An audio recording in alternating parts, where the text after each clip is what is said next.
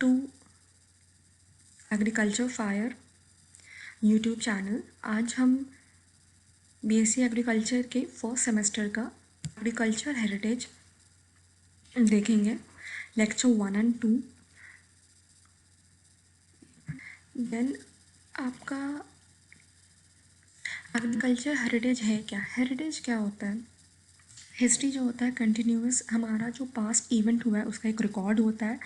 Heritage जो होता है वह heritage value carried from one generation to other generation, जो हमें पीढ़ी दर पीढ़ी मिलती है वो हमारा क्या होता है? हेरिटेज होता है। तो एग्रीकल्चर हेरिटेज जो है values and traditional practices adopted in ancient India which are more relevant for the present day system.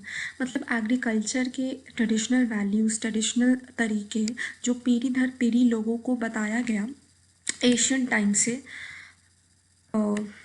जो अभी प्रेजेंट टाइम से काफ़ी ज़्यादा रिलेवेंट है। फिर हमारा है ऑब्जेक्टिव ऑफ दिस कोर्स। हम ये कोर्स, इस कोर्स को बच्चों को पढ़ाने का ऑब्जेक्टिव क्या है? जूम कर देती हूँ, एक मिनट, ताकि बच्चों को, ताकि लोगों में अवेयरनेस करा सके कि एग्रीकल्चर कोई ऑक्यूपेशन नहीं है, ये एक वे ऑफ लिविंग है, it's not an occupation. To increase the awareness of the rich heritage of the Indian, जो हमारा भारत सभ्यता, जो कृषि है हमारे भारत सभ्यता का, उसका जो यूनिक सिविलाइजेशन रहा है, जो यूनिक कैरेक्टरिस्टिक्स रहा है हर सिविलाइजेशन में, उसके बारे में सबको अवेयर करना। give a sense of pride among the people, particularly the agriculture student, as agriculture has sustainable practices for generation। पहले जो थे इतना आपका केमिकल फर्टिलाइजर्स और ये सब यूज़ नहीं होता था, काफ़ी सस्टेनेबल प्रैक्टिसेस यूज़ होते थे एग्रीकल्चर में। तो एक एग्रीकल्चर स्टूडेंट में ये प्राइड होना चाहिए, एक प्राइड डेवलप करना चाहिए उन बच्चों में कि आपका जो एग्रीकल्चर हेरिटेज है वो कितना रिच है और कितना अच्छा है, उसने कितना ज़्यादा नेचुरल रिसोर्सेज पे ध्यान दिया है। To stimulate the scientific research based on traditional technology. Traditionally क्या चीज़ें यूज़ होती थी, क्यों यूज़ होती थी, उस पर आप साइंटिफिक रिसर्च कर सके और उसमें इम्प्रूवमेंट वगैरह ला सके। अब हम इस सब्जेक्ट को पढ़े क्यों? वो तो ऑब्जेक्टिव था कि पढ़ाया क्यों जा रहा है, क्यों पढ़े? ताकि हमें पता चले कि हमारे इनहेरिटेंट एग्रीकल्चर सस्टेनेबल प्रैक्टिसेस क्या क्या थे, ठीक है, जो एक जनरेशन पीढ़ी दर पीढ़ी लोगों को ट्रांसफ़र हुआ। Agriculture in India is not an occupation, it's way of living life. बच्चों में एशियन एग्रीकल्चर, ट्रेडिशनल एग्रीकल्चर से रिलेटेड जागरूकता करने के लिए, फ्यूचर रिसर्च स्ट्रैटेजीज़ को बिल्ड करने के लिए और सस्टेनेबल एग्रीकल्चर पे कैसे शिफ्ट हो सकते हैं वापस, ये एशियन टेक्निक्स के बारे में जान के, क्योंकि आजकल बहुत ज़्यादा हार्म हो रहा है इन्वायरमेंट को, प्रेजेंट डे जो हम लोग यूज़ कर रहे हैं टेक्नोलॉजीज़।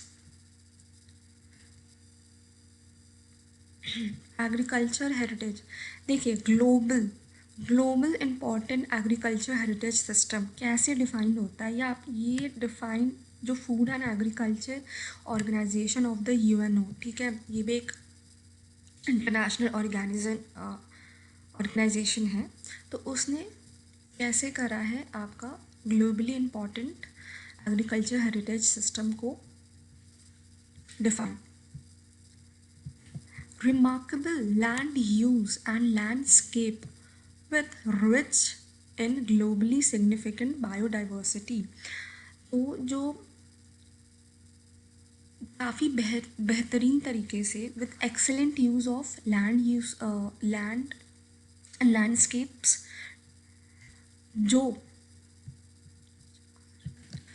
जो लैंड आपके बायोडाइवर्सिटी के लिए काफ़ी ज़्यादा रिच है।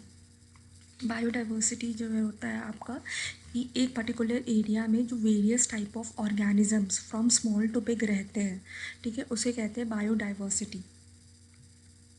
तो फर्स्ट लाइन कह रहा है कि काफ़ी एक्सीलेंट यूज़ किया गया है लैंडस्केप्स का। काफ़ी इम्पॉर्टेंट ऑर्गेनिजम्स इवॉल्व कर रहे हैं। अभी एक्सीलेंट यूज़ किस तरीके से किया गया है, एक सस्टेनेबल तरीके से किया गया है। को development of community with its environment and its need and aspirations. को adaptation of community with its environment, मतलब आपका जो भी लैंड का यूज़ किया गया है उसमें उन्होंने ये चीज़ ध्यान रखी है कि कम्युनिटी अडेप्ट करे विथ द इन्वायरमेंट, मतलब इन्वायरमेंट को ना हार्म करते हुए वह एग्रीकल्चर प्रैक्टिसेस उस पर्टिकुलर लैंड पे कर रहे हैं। Agriculture heritage can still be found through out the world, covering अभी भी हमारा जो वर्ल्ड का 5 मिलियन हेक्टेयर्स लगभग वो कवर्ड है एग्रीकल्चर लैंड से। These system have been managed with time tested. ये जो एग्रीकल्चर प्रैक्टिसेस है जो एशियंट ज़माने से चली आ रही है, ये काफ़ी टाइम टेस्टेड है, क्योंकि ये काफ़ी समय से देखा जा रहा है कि हाँ अगर हम गोबर डाल देते हैं तो फिर अच्छा उपजाऊ हो जाता है, मैन्योर का काम करता है। इंडिजिनस कॉम्बिनेशन होता है टेक्निक्स एंड प्रैक्टिसेस का, जो कि फूड सिक्योरिटी देता है। एक बहुत इम्पॉर्टेंट पार्ट है कि हमारा जो एग्रीकल्चर एक फूड सिक्योरिटी देता है हमें, और अगर हमारे पास ये टेक्निक्स एंड प्रैक्टिसेस नहीं होती पुराने टाइम के, तो हमें बहुत दिक्कत होता अभी फूड सिक्योरिटी के पर्पस से।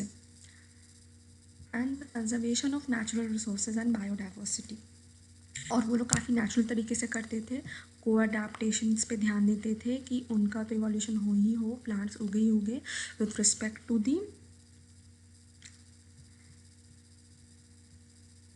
To its environment.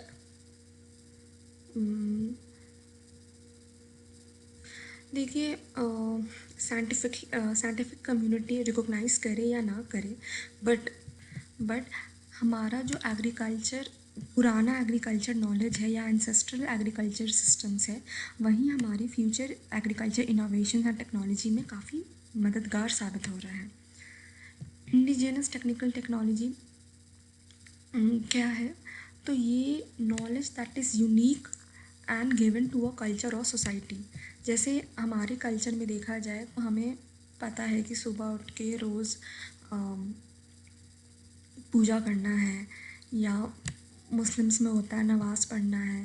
तो ये क्या है, ये एक यूनिक नॉलेज है जो गिवन टू अ सोसाइटी, ये इंडिजिनस नॉलेज है।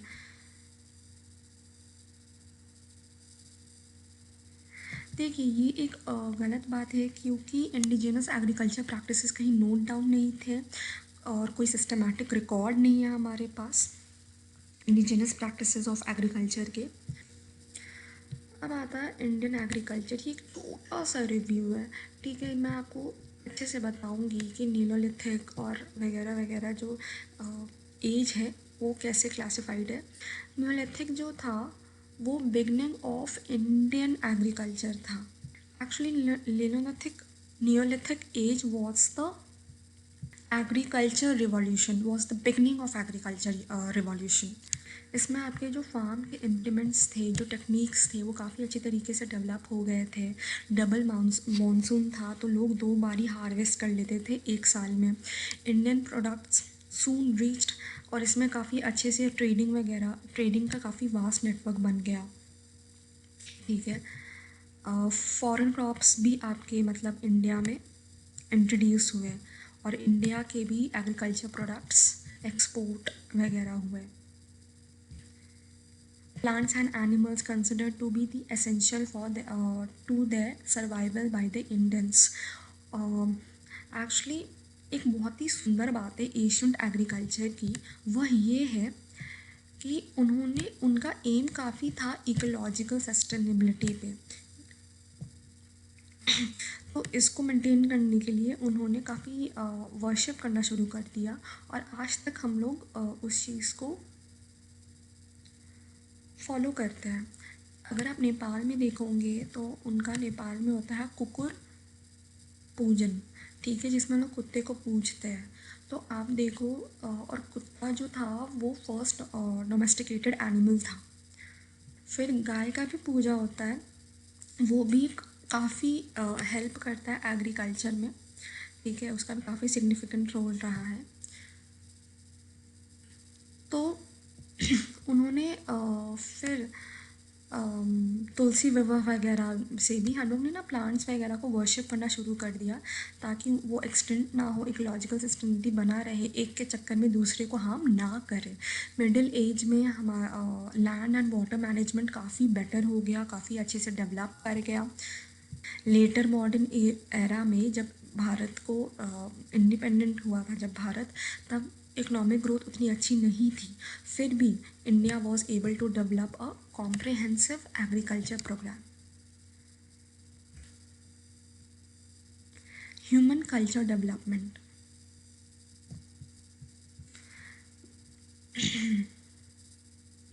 Man was involve on earth 15 lakhs years ago, ठीक है। इसके पहले आदमी क्या थे, मंकी वगैरह थे, फिर उससे ना ह्यूमन इरेक्टस बने, या फिर इनको जावा मैन भी कहते हैं, यहाँ पे होमो होगा, होमो इरेक्टस बने, उसको जावा मैन भी कहते हैं। ये ना सीधे चलते थे, और फिर इससे क्रो मैग्नॉन बने, क्रो मैग्नॉन से आपके मॉडर्न मैन या फिर जो हम लोग हैं होमो सेपियंस बने।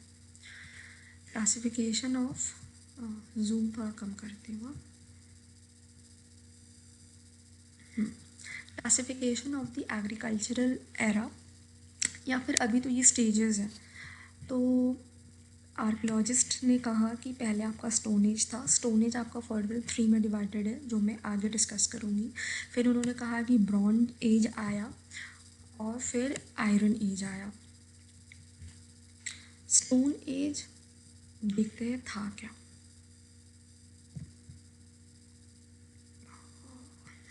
स्टोन एज आपका फर्दर 3 पीरियड में डिवाइडेड है। फर्स्ट इज पैलियोलिथिक, इसको ओल्ड स्टोन एज कहते हैं। इसमें आपके हंटर्स वगैरह रहते थे। ये स्टोन और क्रूड चॉपर्स, मतलब जो कम धारी वाला ना हो, या फिर फिसड्डी से जो वेपन्स होते हैं या स्टोन होते हैं, वो बनाना उन्होंने शुरू कर दिया था, कि स्टोन बनाएंगे, क्योंकि हंटिंग में आपको कूच कर मारना है, तो आपका ज़रूरी नहीं है ना कि आप अपने नाखून या हाथ से ही सब कर लो। तो वो उन्होंने अपना स्टोन टूल्स वगैरह बनाना शुरू कर दिया था। स्टोन टूल्स में आपका कुछ भी आ सकता है, बैठने के लिए उन्होंने कुछ बनाया हो तो कुछ भी।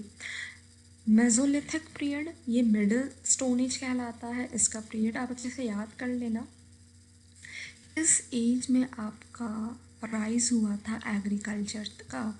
सो which age is known as end of which age marks the rise of agriculture? Mesolithic. इसमें आपका माइक्रोलिथ्स वगैरह यूज़ होते थे, मतलब टाइनी स्टोन्स अब यूज़ होना शुरू हो गए थे लोगों को, मतलब कटिंग शटिंग थोड़ी आ गई थी इसमें। More achievements, domestication of dog, when domestication of dog was started in which stone age? तो Mesolithic, which was also middle stone age. फिर आपका आता है नियोलिथिक पीरियड, ये आपका सबसे पहला एग्रीकल्चर रिवॉल्यूशन था, मैंने आपको पहले भी बताया है। अब इसको याद करना बहुत ही आसान है, ठीक है। इसका ये सारे 7,000 से लेकर साढ़े 6,000, अच्छा ये BC आप लोगों को कोई दिक्कत तो नहीं होती ना? देखिए, BC जो होता है वो होता है बिफोर क्राइस्ट, मतलब ईसा मसीह के जन्म से पहले। मान लीजिए उनका यहाँ पर बर्थ हुआ था, ठीक है, ईसा मसीह जी का।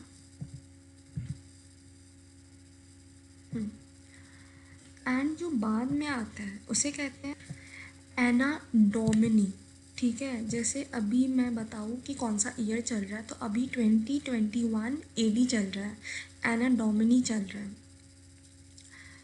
तो ये था, क्लियर कर देती हूँ। तो इसका ये टाइम पीरियड था major change in techniques of food production. अब एग्रीकल्चर रिवॉल्यूशन हुआ तो ऑब्वियसली कुछ बहुत बढ़िया फूड प्रोडक्शन टेक्निक में चेंजेस आए होंगे। Stage in economic and technological development in India, इसमें आपका टेक्नोलॉजीज़ वगैरह का काफ़ी अच्छा डेवलपमेंट शुरू हो गया था, ट्रेडिंग वगैरह शुरू हो गई थी, इसलिए ये काफ़ी अच्छा था। Use of polished stone for cleaning the bushes, मतलब लोग अब एग्रीकल्चर वगैरह यूज़ करना, एग्रीकल्चर इक्विपमेंट्स वगैरह यूज़ करना शुरू कर दिए थे कटाई काट झाट के लिए। फिर hand made poultry for storing the food grains, अब उन्होंने अगर उगाया ही है प्लांट्स तो ऑब्वियसली इसको कहीं स्टोर ही करेंगे। फिर आपके ये सब नाम है कि क्या क्या उगना शुरू हो गया था। लेकिन न्यूलिथिक एज आपसे बोल सकता है, आप सीधे सीधे डिस्क्राइब कर दो, ठीक है। तो इसको याद करने का तरीका क्या होता है, ये बहुत इम्पॉर्टेंट है भी। मान लीजिए ये एक इंसान है, ठीक है, और अब ये सिविलाइज्ड हो रहा है, तो ये बिन कपड़ों के तो घूमेगा नहीं, ये कुछ कपड़ा पहनेगा। तो जो कपड़ा पहनना शुरू हुआ था ये सिल्क का कपड़ा पहनेगा, ठीक है। डिस्कवरी ऑफ सिल्क जो थी, मतलब सेरिकल्चर वगैरह और सिल्क वॉर्म से कपड़े कैसे मतलब बन सकते, ये आपका न्यूलिथिक एज में शुरू हो गया था। ये आपके स्टोन एज का लास्ट वाला है, ठीक है। फर्दर 3 पार्ट में डिवाइडेड थे ना कि स्टोन एज। तो हाँ, उसने सिल्क का कपड़ा पहना।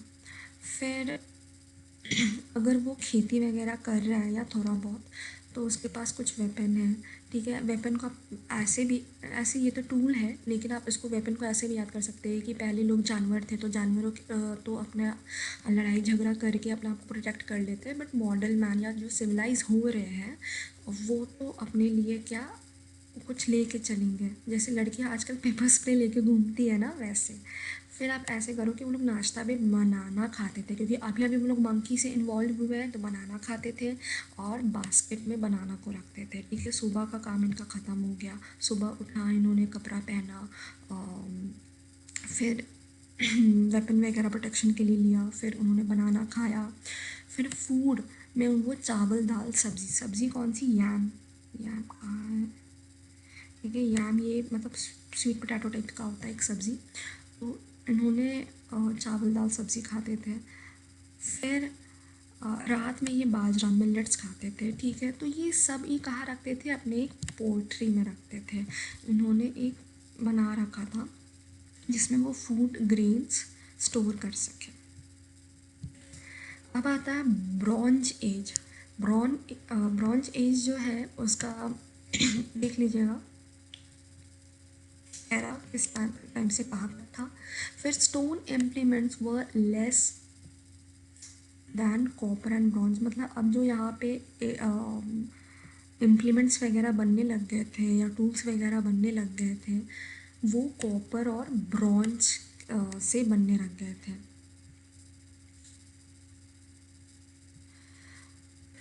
इसमें जो याद करने वाला अगर क्वेश्चन आ गया कि ब्रॉन्ज एज आप करो, तो आप सबसे पहले क्या बताओगे कि 3000 से 17,500 नहीं 17,000 BC तक ये था।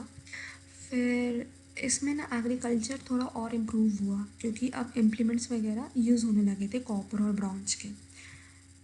तो अगर आपके इम्प्लीमेंट्स यूज़ हो रहे हैं तो इसको याद करने का ऐसा तरीका है कि हम लोग फार्मिंग में पहले क्या करते हैं, हम लोग खेती करने के लिए प्लॉइंग करते हैं, ठीक है, ताकि थोड़ा सॉइल वगैरह जो है वो सही हो सके। तो चलो पहले मैं खेती करूँगा, फिर डिप्रेशन बनाऊँगा थोड़ा सॉइल में, और फिर इसमें सीड डालूँगा, ठीक है। ये सीड है, ये क्या है, सीड है। तो sowing of seed by dibbling with a pointed stick, ठीक है। ये एक स्टिक डालते थे, ठीक है, स्टिक से इतना बड़ा छेद तो थोड़ा सा ना डीप करा, फिर उसमें वो सीड डाल देते थे और फिर उसे कवर कर देते थे। इरिगेशन फार्मिंग स्टार्टेड, हाँ इरिगेशन वगैरह। अब हाँ, फिर हम लोग खेत में अगर हम लोग डाल देते हैं सीड, तो हम लोग उसमें अब क्या डालते हैं, पानी, वाटर डालते हैं। तो इरिगेशन के लिए पानी कैसे आएगा, तो हम लोग फ्लड वाटर को स्टोर करना शुरू कर दिए थे, एग्रीकल्चर कैनाल्स बनाना शुरू कर दिए थे, वाटर लॉगिंग भी अब देखा जा रहा था। जैसे कि ये नहीं होता रिजेस एंड फरो, तो आपके यहाँ पे फरो में उगा रखा है, तो यहाँ नीचे में पानी जम जाता है, तो वो सब भी मतलब देखा जा रहा था इसमें। फिर आपका नेक्स्ट है आयरन एज। इसमें जो टूल्स थे वो ज़्यादा स्ट्रॉन्ग, आयरन जो होता है वो ज़्यादा स्ट्रॉन्ग होता है एज़ कम्पेयर टू ब्रॉन्ज। तो आयरन से टूल्स वगैरह बनाना शुरू हो गए थे, स्टील वगैरह का इन्वेंशन हो गया था, वर्शिप ऑफ ट्रीज़ वगैरह इसमें शुरू हो गया था। शुरू तो पहले से हो गया था। आपका मेन ये इम्पोर्टेंट है।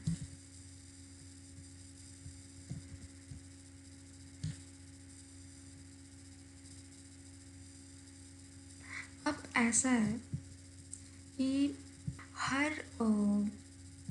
बीसी वगैरह को थोड़ा 2-2 हज़ार साल में भाग के मतलब कट करके बताया गया है कि कैसे कैसे चेंजेस आए, ठीक है, विद ईयर्स। वो तो एरा के हिसाब से थे, अब ईयर्स के हिसाब से कैसे कैसे हिस्टोरिकल फैक्ट्स हमें मिले, ठीक है। तो इतना 1000 साल पहले हंटर्स एंड फूड गैदरर्स आपके ज़्यादातर हंटर्स थे, फूड गैदरर्स थे। डोमेस्टिकेशन ऑफ डॉग वगैरह इसमें शुरू हो गया था। And banana, sugar cane, yam, ये सब इनका शुरू हो गया था। फिर 2000 साल और करीब आइए, तो इतना साल पहले wild ancestors of wheat and barley वो फाउंड और वो ग्रोन। डोमेस्टिकेशन ऑफ बाकी जानवरों का भी डोमेस्टिकेशन शुरू हो गया था। फिर जब हम लोग थोड़ा और 2000 करीब आते हैं प्रेजेंट टाइम के लिए, तो हम देखते हैं 7,500 साल से या 5,000 पहले आज के समय से सिग्निफिकेंट फीचर्स जो इस एरा का था वो इन्वेंशन ऑफ प्लो। इम्पॉर्टेंट, ठीक है, ये याद रखिए कि कब कौन सा एग्रीकल्चर हुआ, ठीक है। ये आपका याद आ रहा, आपको ब्रॉन्ज में भी हुआ था, इरिगेटेड फार्मिंग, ब्रॉन्ज, ये सब अब ब्रॉन्ज एरा की तरफ अब हम लोग आ रहे हैं। तो use of wheel, metallurgy, obviously metallurgy, seed dibbling. अब तो हम ब्रॉन्ज पढ़े, मेटलर्जी कैसे, बिकॉज जो आपका कॉपर होता है, ब्रॉन्ज होता है, वो कॉपर वगैरह से मिल के बनता है, वो एक अलॉय है, इसलिए ये आपका मेटलर्जी वगैरह का ये एकदम ब्रॉन्ज एरिया था, ब्रॉन्ज एरा की बात होगी। फिर 5,000 से लेके 4,000 साल, अब एक एक करके 5 के बाद 1,000 साल कम के बाद क्या हुआ, Harappan culture was characterise by wheat and barley, ये इंपॉर्टेंट है, एंड कॉटन। ये मैं एशियंट हिस्ट्री में आप लोगों ने पढ़ा होगा क्लास 9th, उसमें है कि कॉटन जो था उसके बारे में सबसे पहले हड़प्पन सिविलाइजेशन में ही पता चला था, और वीट एंड बार्ले उगाए जाते थे इसमें, ठीक है। प्लो, एग्रीकल्चर, बुलडॉग्स, ये सब वगैरह यूज़ होते थे। व्हील्ड कार्ट वो commonly used in Indus valley. Wheel cart obviously carrying of goods के लिए आपके व्हील कार्ट वगैरह यूज़ होंगे, ठीक है। ऐसा नहीं होता, मतलब ड्राइंग ही गंदी है यार, हाँ ऐसा नहीं होता। तो ये सब आपका होता था यूज़। फिर और करीब आइए प्रेजेंट, मतलब प्रेजेंट डे से अब 2000 साल से 4,000 से 2000 साल पहले की अगर मैं बात करती हूँ, तो bone, stone and copper stone were used, ठीक है। फिर silk was found at this location, आपका सिल्क वगैरह हो गया था। फिर एग्रीकल्चर इक्विपमेंट्स और पाए गए थे, ये सब एग्रीकल्चर क्रॉप्स थे जो उस टाइम पाए जा रहे थे ईस्टर्न इंडिया में या फिर ऑल ओवर इंडिया में। मेनली आप देखा जाए तो लेंटिल या फिर दाल वगैरह काफ़ी अच्छे से पाया जा रहा था, ठीक है। मूंग हो गए, दाल हो गए, मतलब प्रोटीन वाले जो नहीं होते वो आपके अच्छे से पाए जा रहे थे, इवन नंबर 4,000 से लेके 2,000 में। और इसमें आपका राइस बनाना, शुगर केन, वो कल्ट। अब आता है वो कल्टिवेटेड, सॉरी कल्ट बोल दिया ना मैंने, कल्टिवेटेड। फिर 2000 से 1500 तक क्या हुआ, आपका जो मेन एग्रीकल्चर का जो सेटअप होता है उसका फाउंडेशन आपका इतने ईयर्स में रख दिया गया। इसमें आपका मैन्योरिंग, प्लोइंग, मतलब इरिगेशन, क्रॉप प्रोटेक्शन, मतलब काफ़ी ढंग से चीज़ें अब एग्रीकल्चर एक प्रॉपर जो होती है वो शुरू हो गई इस इतने साल पहले तक। ठीक है, tank irrigation was developed and practice widely. अरे भाई कितने साल पहले तक आपका टैंक इरिगेशन और ये सब होना शुरू हो गया था, तो 2000 से 1500 पहले पहले तक। Greek and Romans had travelled with had traded with South India, pepper, cloth, sandalwood, ये सब जो थे इम्पोर्ट होते थे आपको रोमन्स वगैरह को इंडिया से। मतलब उस वक्त ट्रेडिंग वगैरह कितना अच्छे से शुरू हो गया था, ये भी देखिए। फिर है 1500 से लेके 1000 ईयर्स अगो, उसमें एक, ठीक है, इतने साल में ना, मतलब 1000 साल पहले तक में आपका एडी आ गया। ठीक है, एडी आ गया। Cereals such as wheat, rice, millets, fruits were extensively grown। ठीक है, ये सब पाया जाता था कनौज एम्पायर में, जो कि हर्षवर्धना राजा जी के था। फिर पर्शियन व्हील, हाँ ये एक इम्पॉर्टेंट है कि पर्शियन व्हील किसके अंडर यूज़ हुआ, तो आप लिख सकते हो कनौज एम्पायर ऑफ हर्षवर्धना के अंडर। कि ये सब तो सीरियल्स थे, राइस तो ऑब्वियसली तब से उग रहा है, मिलेट्स भी उग रहा है, फ्रूट्स भी उग रहे हैं, ये तो हमें पता ही है। मतलब मैक्सिमम हर चीज़ इसमें इनफैक्ट जिंजर भी उग, हम लोगों ने ऊपर पढ़ा जिंजर भी उग रहा है। अगर फ्रूट्स उग रहे हैं तो फ्रूट्स के एक दो नाम लिख दो। ठीक है, लहसुन प्याज ये सब कहाँ से शुरू हो गया था, लहसुन प्याज भी आपका कनौज से शुरू हो गया था। फिर पर्शियन व्हील जो होती है, पर्शियन व्हील एक तरह का मतलब ये ना आपका इरिगेशन के लिए अच्छा था। इसमें ये सिंचाई के काम आता था। ठीक है, ऐसे पानी उगा के खींच के वेल से, और इरिगेट करने के लिए लैंड को काम आता था सिंचाई के लिए।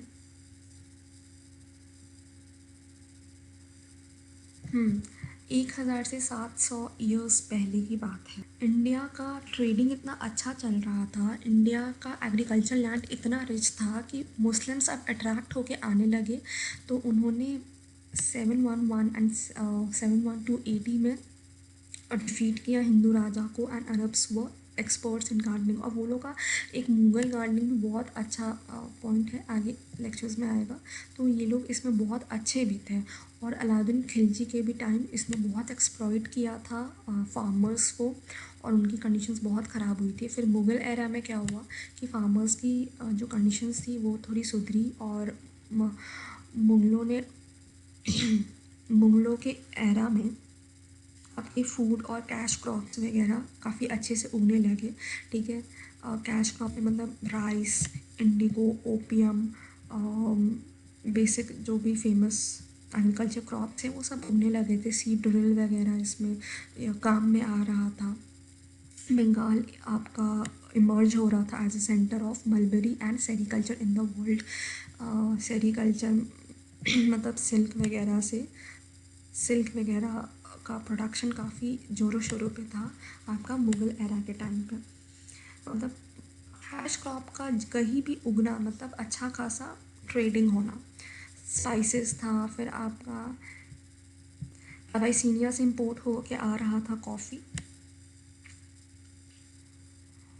पोर्टुगीज़ एग्रीकल्चर से वास्को ड गामा भी अट्रैक्ट होकर ढूंढे कि कहाँ है भाई इंडिया। पोर्टुगीज़ लोग आए, उन्होंने पाइनएप्पल, कैशनट ये सब को इंट्रोड्यूस कराया। इंटरेस्टिंग बात कि मुग़ल एरा के टाइम भी आपका tea wasn't discovered as an grown crop.